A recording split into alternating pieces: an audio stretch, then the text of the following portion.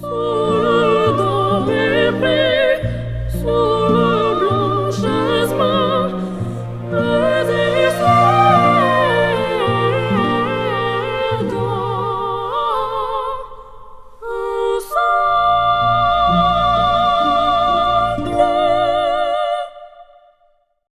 سلام، با شاق علوم غریبه تیا هستم. تو این اپیزود درباره تلبیس چشم سوم صحبت میکنیم. چطوری انرژی چشم سوم خودمون رو 100 برابر افزایش بدیم با بیرون آوردن توده صنوبری از مغز و ورودش به یک گوی. مطمئنا تو فیلم ها و سریال های زیادی میبینید که وقتی میخوان یک جادوگر رو، یک فالگیر رو، یک استاد علوم غریبه رو نشون بدن از یک گوی جادویی استفاده میکنن. اغلب کوارتز شفاف رو میبینید برای تلبیس چاکرای تاجی. حتی تو اثر معروف داوینچی سالواتور موندی میبینید که مسیح یک گوی جادویی دستش گرفته. ولی این گوی ها چی هن؟ چطور ساخته میشن؟ جنس این گوی متعلق به چاکراییه که جادو درش قرار انجام بشه. یکی از این 7 چاکرا، مثلا کوارتز شفاف برای رهبریه، برای سفر به دنیاهای موازیه، یا گاهن احضار ارواح از دنیای لیمبو، یا مثل مسیح یک پا در این دنیا و یک پا در دنیای وارپ. قدرت‌های جادویی هر شخص برمیگرده به اندازه چشم سومشون. توده‌ای در مغز هست به اسم پاینیل گلند یا توده صنوبری. هر چقدر این توده بزرگتر باشه استعدادهای جادویی شخص بیشتره. ولی آیا ما محدودیم به این ارگان‌ها، به این جسم؟ خیر. اینجاست که علوم غریبه یک قدم فراتر میره از فیزیک و اسمش میشه متافیزیک. چطور مغزمون رو اکسپند کنیم، از داخل جمجمه بیرون بیاریم و کاری بکنیم که این ارگان کوچیک به یک ارگان قدرتمند و بزرگ تبدیل بشه. سالیان ساله که جادوگرا از 3 چاکرای بالا استفاده میکنن. از چاکرای 5 برای خلق، از چاکرای 6 برای درک و استفاده از ناشناخته ها، و از چاکرای 7 برای سفر به دنیاهای موازی. این استادنماهایی که همچنان روی تیکه کاغذ دعا می‌نویسن به شدت دنبال پیدا کردن این فرمول طلایی هستن که این تلبیس به چه اندازه باید باشه. همونطور که قول داده بودم امروز برای تک تکتون عدد طلایی خودتون رو حساب خواهیم کرد. یک تکه خودکار و کاغذ بردارید و این فرمولی که بهتون یاد میدم رو محاسبه بکنید. برای تلبیس چشم سوم از تناسبات مختلف قد و وزن و اندازه سر استفاده میکنن، از BMI استفاده میکنن، از فیبوناچی سر و صورت استفاده میکنن. ولی نیاز نیست انقدر پیچیده‌اش بکنید. یک حداقل باید رعایت بشه. این حداقل رو الان بهتون یاد میدم. اول وزن بدنتون رو یادداشت بکنید. این عدد ضرب میشه در نسبت اندازه سر. در خانم‌ها در آقایون متفاوته. اینکه اندازه سر رو فقط کوچک در نظر بگیرید، متوسط یا بزرگ به نسبت سرهایی که زیاد دیدید. میدونید در زندگی اندازه سر شما متوسط، کوچک یا بزرگه.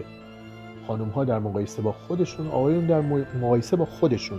این اندازه ها به این قراره. این ضریب رو در اختیارتون میذارم. از خانم‌ها 1 و 1، 1 و 2، 1 و 3، آقایون 1 و 2، 1 و 3، 1 و 4. و در نهایت ضریب اندازه توده صنوبری در سر که برای بتاها، آلفاها و سایکیک ها متفاوته. این ضریب در بتاها عدد 1، در آلفاها عدد 1.5 و در سایکیک ها عدد 2. چطور بفهمیم کدومیم؟ راحت با در نظر گرفتن خواب هاتون. یک ویژگی بارز برای بتاها اینه که خواب نمیبینن، به ندرت خواب میبینن و اگر هم خوابی دیده باشن یادشون نمیاد. اگر در زندگیشون درباره سفر به رلم رویا صحبت کنیم کلن خواب رو یک چیز مسخره میپندارن. نه خوابی دیدن، نه سفری کردن، نه توده صنوبریشون اجازه داده. این قده سنگ شده.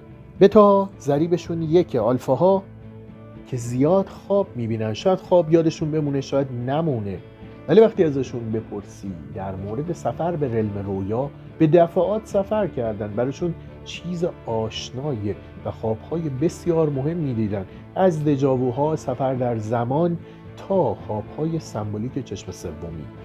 و ضریبشون 1.5 و سایکیک ها که ضریبشون 2 در علم رویا زندگی دیگه ای دارن، زندگی های دیگه ای دارن و اصلا دیدریمینگ و شیفتینگ جزو استعدادهای ذاتیشونه، یعنی اساتید علوم غریبه. خب من یک مثال میزنم براتون. مثلا وزن بدن خود من 95 کیلوه، ضرب میشه در اندازه سر من که یک اندازه متوسط در آقایون که ضریبش میشه 1/3، ضرب میشه در ضریب اندازه سنوبری که برای من سایکیکه که عدد 2، در نهایت میرسیم به عدد 247 گرم، اندازه 100 برابر شده توده سنوبری منه. نیاز به CT اسکن نیست، نیاز به متد عجیب غریب نیست. این یک متد اولیه است که همه میتونید ازش استفاده بکنید.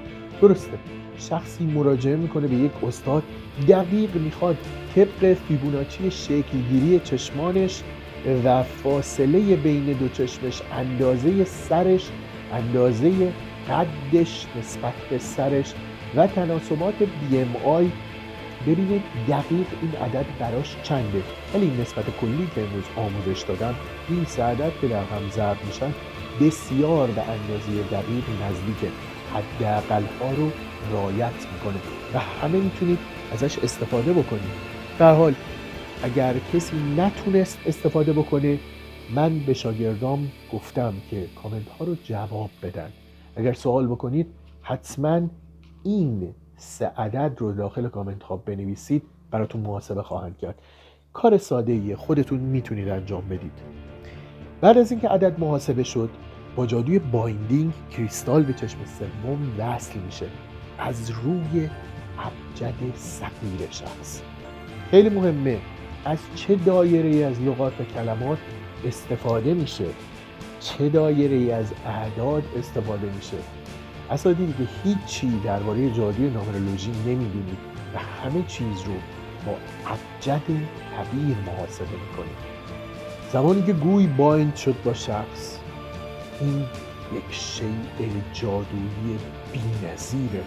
قدرت‌های عجیب غریبی داره که آدم‌هایی که حتی بتا هستند، هیچ از علوم غریبه نمیدونن و تا الان هیچ ندیدن، انقدر چشم سومشون کوچیک بوده که تا الان هیچ ارتعاشی رو بالاتر از فرکانس نرمال عود سوم حس نکردن. برای بار اول قدرت‌های جادویی این گوی چشم سوم رو می‌بینن. بصیرت دیدن آینده اولین چیزی که باهاش مواجه میشن. هفت گرم و سرد افراد، چیزی که تا الان نداشتن. با یه شخص که مواجه میشن متوجه میشن آدم خوبیه، نیت خیری داره یا نه، براش مفیده یا مضره. اولین درجه حال خانی هفت شناسیه. بصیرت دیدن آینده هم فقط این نیست که با تاروت و قهوه و چای و آینه بخواید آینده رو تشخیص بدید.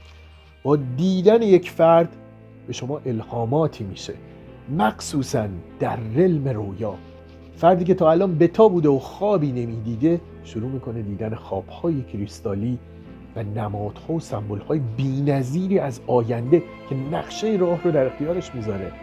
و در نهایت افرادی که آلفا هستن یا سایکیکن دنبال استخدام موکلین و امار خانن.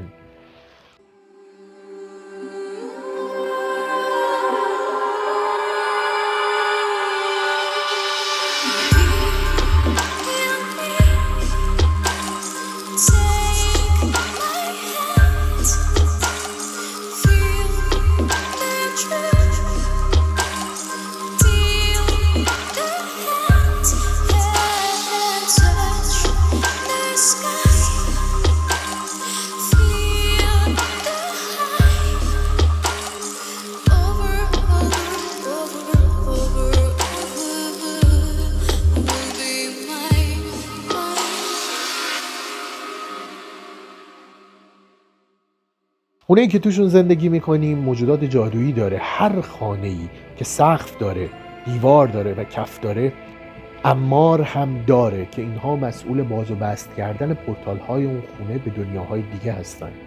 گاهن پورتالی به دنیای مردگان باز شده و پای ارواح رو به خونه باز میکنه. بسیار خانه های بد انرژی هن. واسه همینه که خیلی از جادوهای سیاه مربوط میشه به اجسامی از قبرستان که وارد زندگی میشه. خاک مردگان، لباس مرده، استخوان مرده، و این به عمار اجازه میده پورتالی به دنیای مردگان باز کنن. یا چیزی که خواست خیلی از انسان هاست، خانه ای که با خودش برکت میاره، رزق میاره، یعنی موکلین حمل داره که با خودشون پول میارن، کار میارن، مقام میارن، رزق و روزی بسیار زیاد میارن. اگر عمار خانه پورتال ها رو به روی این قوچ های طلایی باز کنن، رزق از در و دیوارهای خونه سرشار میشه.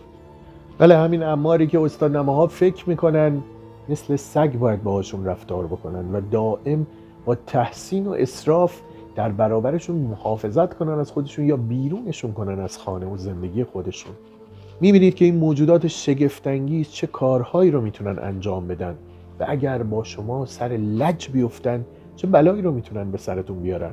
بله، همان سگ با دهانی آلوده اگر شما رو گاز بگیره به 1001 مرض دچار خواهی شد. ای استاد نمایی که بدون تحسین دستشویی هم نمیری، بدون شاگردان ما به هر جا وارد میشن موکلی به دوش چپ و به دوش راست دارن، 4 قد. عماری در خانه های ماست که دوست ماست، عاشق ماست.